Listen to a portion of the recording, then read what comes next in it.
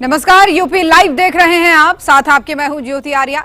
लखनऊ में मुख्यमंत्री योगी आदित्यनाथ ने उत्तर प्रदेश प्रदूषण नियंत्रण बोर्ड के पुनर्गठन को लेकर एक महत्वपूर्ण बैठक की है। उन्होंने प्रदूषण नियंत्रण को और प्रभावी बनाने के लिए क्षेत्रीय कार्यालयों को पुनर्गठित करने के निर्देश दिए हैं। ये रिपोर्ट देखिए।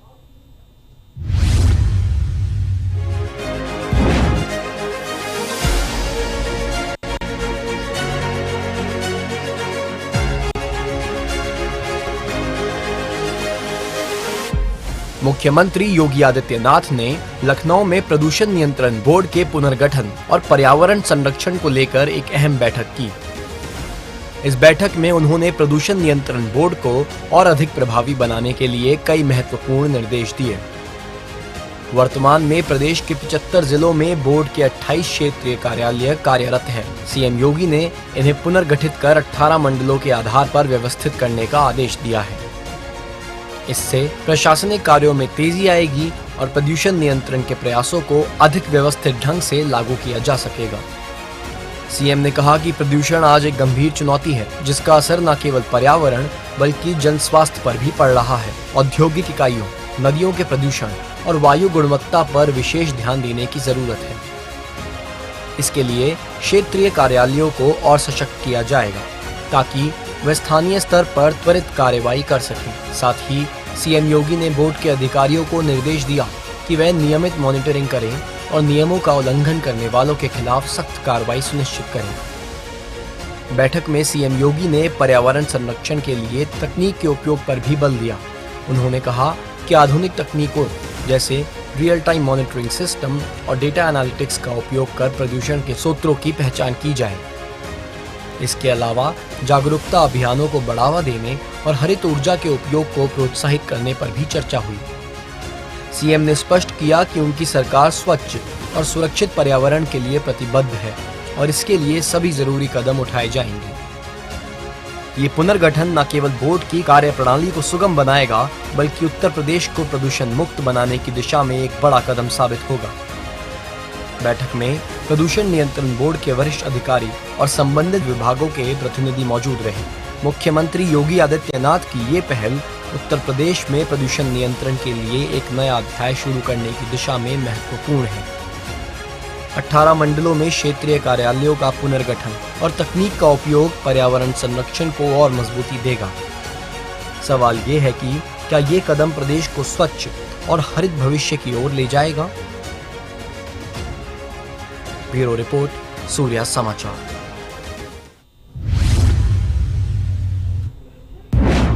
और यूपी के डिप्टी सीएम केशव प्रसाद मौर्य ने कांग्रेस पर तीखा हमला बोला है।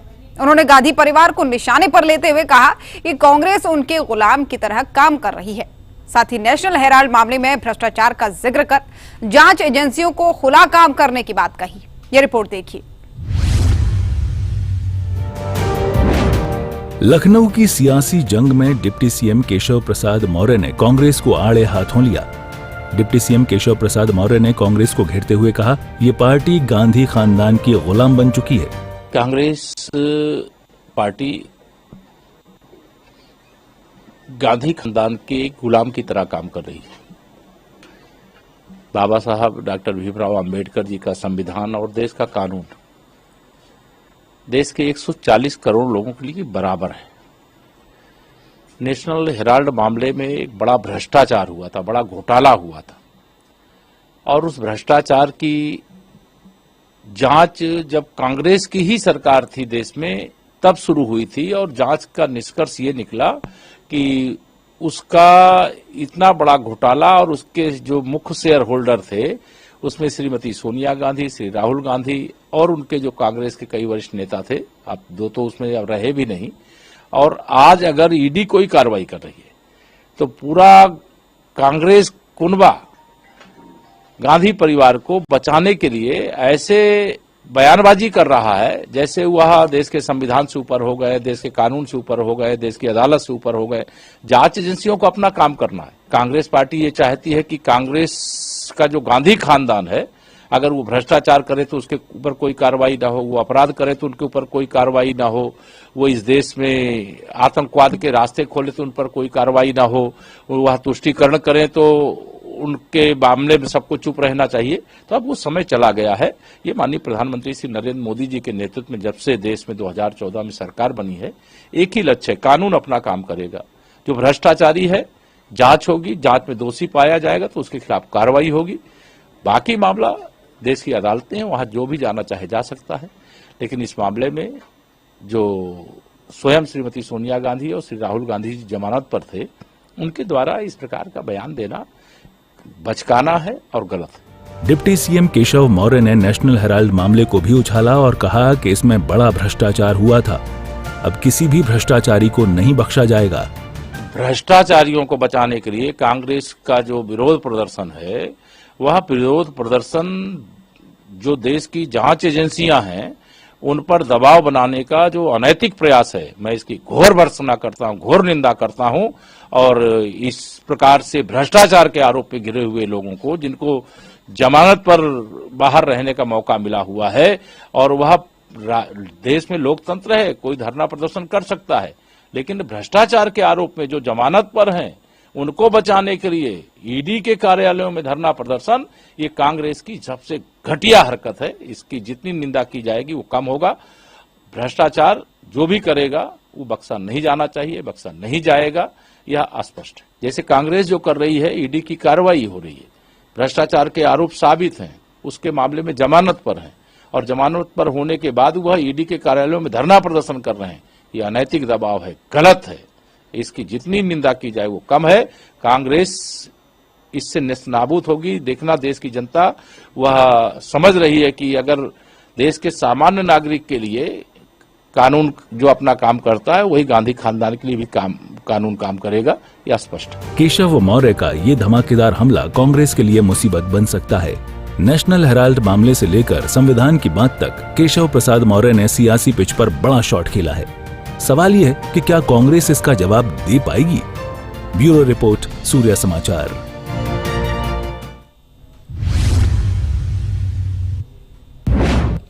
और कानपुर में राष्ट्रीय स्वयंसेवक संघ के सरसंघ चालक डॉक्टर मोहन मधुकर भागवत ने दुर्गा पार्क, कोयला नगर का दौरा किया। इस दौरान उन्होंने आरएसएस की कानपुर शाखा का निरीक्षण किया और स्वयंसेवकों के साथ अहम चर्चा भी की। इस रिपोर्ट में देखिए।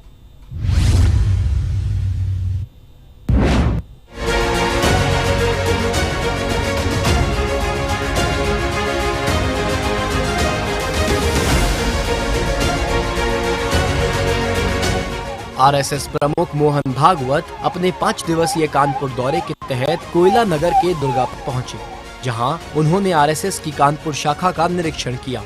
ये दौरा संघ के शताब्दी वर्ष के उपलक्ष्य में विशेष महत्व रखता है। इस दौरान डॉक्टर भागवत ने स्वयंसेवकों के साथ शाखा गतिविधियों का जायजा लिया और सामाजिक समरसता, पर्यावरण संरक्षण और परिवार प्रबोधन जैसे मुद्दों पर चर्चा की। आरएसएस प्रमुख ने स्वयं सेवकों को संबोधित करते हुए कहा कि संघ का काम व्यक्तिगत नहीं बल्कि समाज और राष्ट्र के लिए है। उन्होंने कहा कि 1 घंटा स्वयं के विकास के लिए और बाकी 23 घंटे समाज के कल्याण के लिए समर्पित करने की संघ की विचारधारा है। भागवत ने ये भी कहा कि समाज ने लंबे समय तक संघ के कार्यों को परखा और स्वीकार किया है। इससे पहले मंगलवार को भागवत ने निराला नगर के इंदिरा पार्क में बच्चों की शाखा का दौरा किया था, जहां उन्होंने बच्चों के साथ पारंपरिक खेलों में हिस्सा लेकर मार्गदर्शन किया। कोयला नगर में निरीक्षण के दौरान उन्होंने शाखा में चल रहे शारीरिक व्यायाम और सामाजिक गतिविधियों की सराहना की। क्षेत्रीय समरसता प्रमुख रविशंकर ने उन्हें कानपुर में सामाजिक एकता के लिए चल रहे कार्यों की जानकारी दी। डॉक्टर भागवत ने शहरी और ग्रामीण क्षेत्रों में सामाजिक समरसता के सफल मॉडल को लागू करने की रणनीति पर भी चर्चा की। उनका ये दौरा संघ की शताब्दी वर्ष की तैयारियों के लिए भी अहम है। 17 अप्रैल को राज्य कार्यकारिणी के साथ बैठक करेंगे। इस बैठक में नागरिक कर्तव्य, पर्यावरण संरक्षण, सामाजिक समरसता और स्वदेशी जैसे विषयों पर विचार विमर्श होगा। कोयला नगर में उनकी मौजूदगी के दौरान सुरक्षा के कड़े इंतजाम किए गए थे। कानपुर में मोहन भागवत का ये दौरा न केवल संघ की गतिविधियों को गति देगा बल्कि सामाजिक एकता और पर्यावरण संरक्षण जैसे मुद्दों को भी मजबूती देगा। शताब्दी वर्ष में संघ की ये सक्रियता समाज को जोड़ने का नया संदेश दे रही है। ब्यूरो रिपोर्ट, सूर्या समाचार।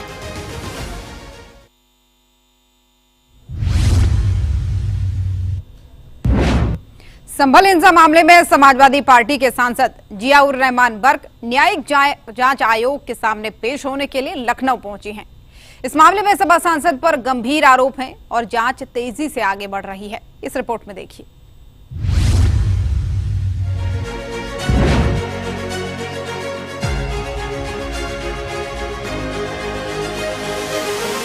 शाही जामा मस्जिद में सर्वे के दौरान भड़की हिंसा की जांच में समाजवादी पार्टी के सांसद जियाउल रहमान बर्क की मुश्किलें बढ़ती जा रही हैं। इस मामले में बर्क न्यायिक जांच आयोग के सामने पेश होने के लिए लखनऊ पहुंचे हैं। जांच आयोग ने तकरीबन 3 घंटे से ज्यादा पूछताछ की और कई सवाल किए।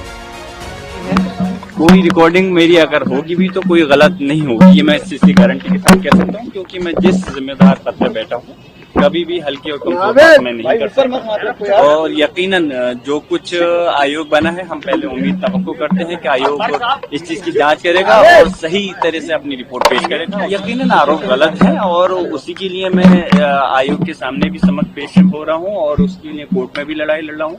आरोप गलत लगाए गए हैं, उसी के लिए मैं चाहता हूँ कि मुझे इंसाफ मिलना चाहिए। जब इस देश का सांसद ही अपने लिए इंसाफ की लड़ाई के लिए लड़ रहा है तो बाकी जनता को तो चिंता का विषय है ही। खैर, अब जो भी है, हम इस कानून और संविधान पर न्यायालयों पर भरोसा करने वाले हैं और यकीनन इसी के तहत इस जंग को लड़ना है और उम्मीद करते हैं कि हमें इस न्यायिक प्रक्रिया पर भरोसा। इससे पहले 8 अप्रैल को बर्क 12 वकीलों के साथ संभल के नखासा थाने में एसआईटी के सामने पेश हुए थे। एसआईटी ने उनसे 3 घंटे तक पूछताछ की और करीब 50 सवाल दागे। बर्क ने 20 से 25 सवालों के सीधे जवाब दिए, लेकिन बाकी 30 सवालों पर या तो चुप रहे या फिर गोलमाल जवाब दिए। पूछताछ के दौरान वह तनाव में दिखे। मैं इसलिए फिर से कह रहा हूँ, मैं नहीं बता सकता आप कितना घुमा फिरा करके पूछ ले कि क्या सवाल रहे और क्या जवाब दिया, क्योंकि जांच का विषय है। मैं इसलिए मेरी मजबूरी है, उसको अभी मैं नहीं आपके सामने उजागर कर सकता। लेकिन हाँ, जहाँ तक आरोप की बात है, आरोप चीज अलग होती है और उसको साबित करना अलग रहता है। आरोप मेरे ऊपर लगाया गया है, लेकिन मैंने पहले से ही कहा है कि वो गलत है। और क्योंकि मैं देश की जनता के द्वारा चुना गया एक देश की सबसे बड़ी पंचायत का सदस्य हूँ और मेरा मकसद इस देश के अंदर कानून विश्वास पे, संविधान पे यकीन रखते हुए आगे इस देश की तरक्की का है। और इसलिए जो चीज आरोप लगाए गए हैं, मुझे उम्मीद है कि मुझे माननीय न्यायालय पे विश्वास है कि वो सारी चीज खत्म होंगी और मुझे इंसाफ मिलेगा। संभल पुलिस ने 26 मार्च को दिल्ली जाकर सांसद बर्क को नोटिस दिया था, जिसमें उन्हें 8 अप्रैल को एसआईटी के सामने पेश होने को कहा गया था। जांच में बड़ा खुलासा तब हुआ जब 4 अप्रैल को जामा मस्जिद के सदर जफर अली एडवोकेट ने एसआईटी को बताया कि सांसद बर्क ने उन्हें जामा मस्जिद का सर्वे रोकने के लिए उकसाया। जफर अली के मुताबिक बर्क ने कहा था, शाही जामा मस्जिद हमारी है और हमारी ही रहेगी। इस बयान ने बर्क पर हिंसा भड़काने के आरोप को और गंभीर कर दिया है। कहने में और होने में बहुत फर्क होता है। बस मैं गुजारिश यही कहूंगा कि अभी मेरे मीडिया के जो भाई हैं, सम्मानित लोग हैं, वो अभी ट्रायल नहीं करें, क्योंकि जो ट्रायल जब कोर्ट में होगा तो उसके अंदर सब दूध का दूध और पानी का। आपको लगता है इंसाफ मिल रहा है, आपको मिलेगा? मुझे उम्मीद है। देखिए, यकीनन आज ये आयोग बना है तो मैं यहाँ भी इसी उम्मीद के साथ में हाजिर हुआ हूँ कि हमें और हमारी जनता को, हमारे लोगों को इंसाफ मिलेगा। और आयोग के अंदर जाहिर सी बात है कि अहम लोग हैं, कि चाहे वो एक्स IAS हो, IPS रहे हों या हमारे जस्टिस रहे हों, तो हम उम्मीद करते हैं कि उन्होंने बहुत लंबा उनका अनुभव है और वो ऐसी अपनी रिपोर्ट बनाएंगे जिससे कि सच्चाई, ईमानदारी के साथ में सभी लोगों के साथ में इंसाफ मिले। संभल हिंसा मामले में सपा सांसद जियाउल रहमान बर्क पर लगे गंभीर आरोपों ने जांच को और तेज कर दिया है। न्यायिक आयोग और एसआईटी की कार्यवाही से ये साफ है कि इस मामले में सच सामने लाने की कोशिश जारी है। ब्यूरो रिपोर्ट, सूर्या समाचार।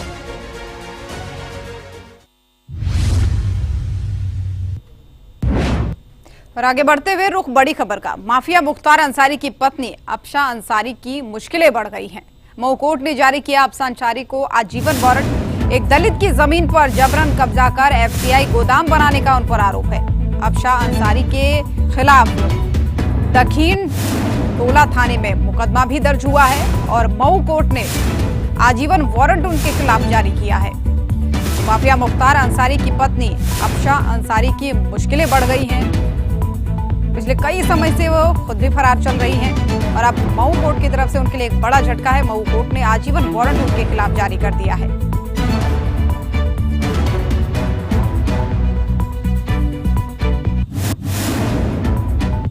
और उधर मथुरा में एक हैरान कर देने वाली घटना सामने आई। सिंचाई विभाग पर गंभीर आरोप लगाते हुए एक बुजुर्ग महिला पेड़ पर चढ़ गई और सूचना मिलते ही पुलिस और नायब तहसीलदार और विशेष न्यायिक मजिस्ट्रेट मौके पर भी पहुंचे और कड़ी मशक्कत के बाद बुजुर्ग को नीचे उतारा गया। पूरा मामला क्या है, इस रिपोर्ट में देखिए।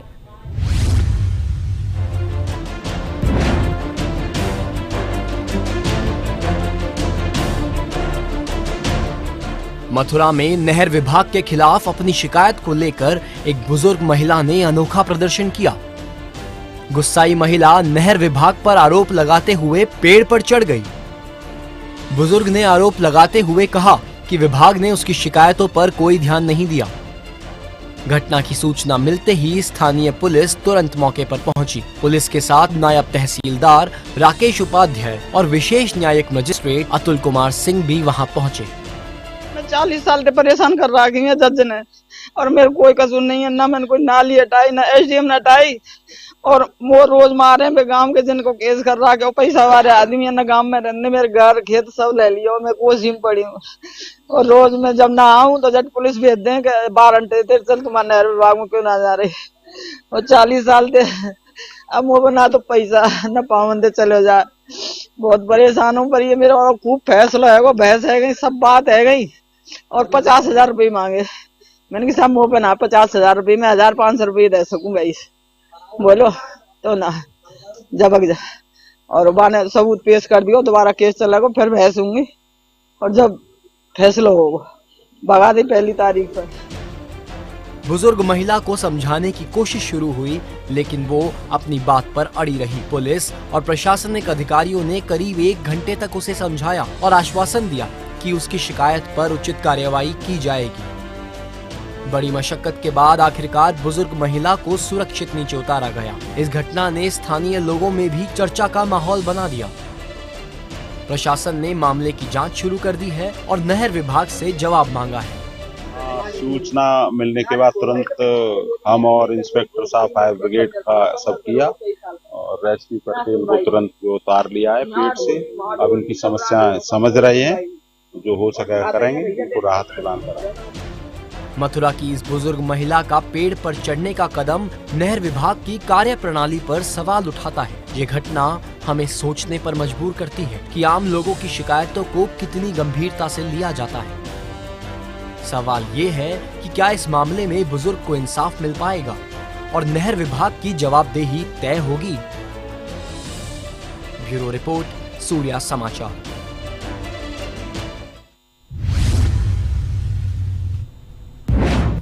और वाराणसी के परेड कोठी क्षेत्र में पुलिस ने एक बड़ी छापेमारी की है। इस कार्रवाई ने इलाके में सनसनी फैला दी है। ये रिपोर्ट देखिए।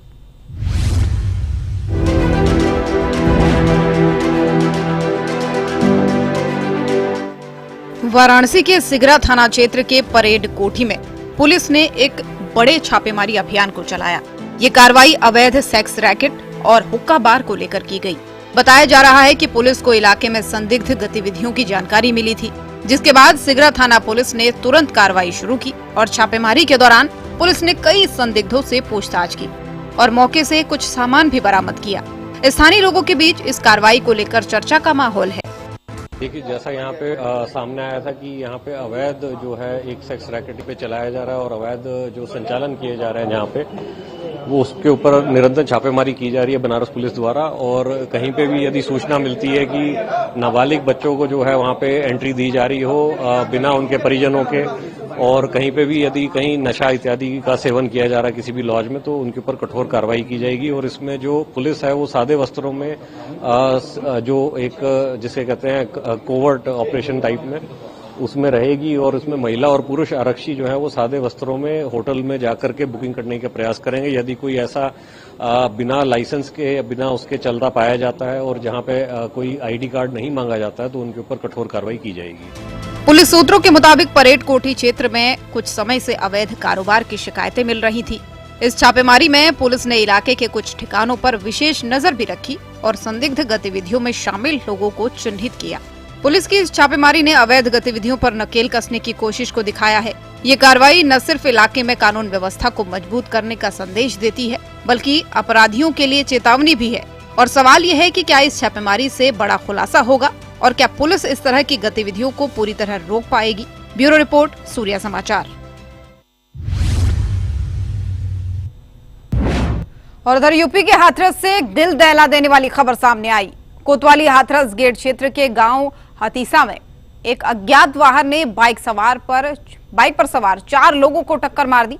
इस भयानक हादसे में चालक और महिला की मौके पर ही मौत हो गई, जबकि चालक की पत्नी और मासूम बच्ची गंभीर रूप से घायल हैं। ये रिपोर्ट देखिए।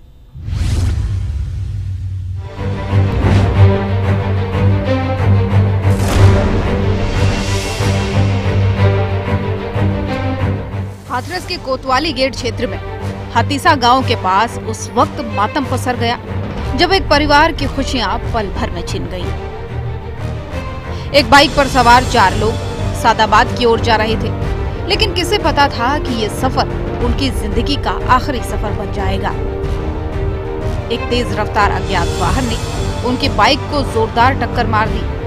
इस भीषण हादसे में बाइक चालक और एक अन्य महिला ने मौके पर ही दम तोड़ दिया। गाड़ियों की टक्कर की आवाज सुनकर आसपास के लोग दौड़ पड़े। सड़क पर बिखरे खून और चीख पुकार के बीच चालक की पत्नी और उनकी मासूम बच्ची जिंदगी और मौत से जूझ रही थी। मौजूद लोगों का दिल उस मासूम के लिए पसीज गया जो अपनी मां के पास बेहोश पड़ी थी। भीड़ ने तुरंत पुलिस को सूचना दी। मौके पर पहुंची कोतवाली हाथरस गेट पुलिस ने दोनों शवों को कब्जे में लेकर पोस्टमार्टम के लिए भेज दिया। वहीं घायल मां और उसकी बच्ची को तुरंत जिला अस्पताल में भर्ती कराया गया, जहां उनकी हालत नाजुक बनी हुई है। यह हादसा सिर्फ एक सड़क दुर्घटना नहीं, बल्कि एक परिवार की टूटती उम्मीदों की कहानी है। उस मासूम बच्ची की मासूम आंखें जो अब अपने पिता को कभी नहीं देख पाएंगी, और एक पत्नी जो अपने पति को खोकर जिंदगी की जंग लड़ रही है। हादसे के बाद इलाके में गम और गुस्से का माहौल है। लोग उस अज्ञात वाहन चालक को कोस रहे हैं जिसने इस परिवार को तबाह कर दिया। पुलिस ने आरोपी चालक की तलाश भी शुरू कर दी है। वहीं सीसीटीवी फुटेज खंगाले जा रहे हैं, लेकिन सवाल वही है, क्या ये जांच उस परिवार को इंसाफ दिला पाएगी? क्या उस मासूम बच्ची को उसका बचपन वापस मिल पाएगा? यह हादसा हमें याद दिलाता है कि सड़क पर एक पल की लापरवाही किसी की जिंदगी हमेशा के लिए छीन सकती है। हाथरस का यह हादसा न सिर्फ एक परिवार के लिए त्रासदी है, बल्कि हमारी सड़क सुरक्षा व्यवस्था पर भी सवाल उठाता है। उस मासूम बच्ची की सिसकियां और एक पत्नी का दर्द समाज से जवाब मांग रहा है। सवाल यह है कि क्या लापरवाही और तेज रफ्तार का शिकार हुए इस परिवार को इंसाफ मिल पाएगा? क्या हम ऐसी त्रासदियों को रोकने के लिए कुछ करेंगे? ब्यूरो रिपोर्ट, सूर्या समाचार।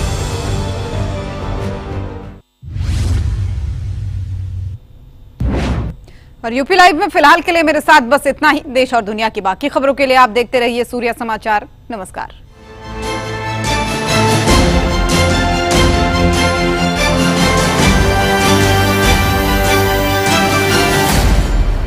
राज की बात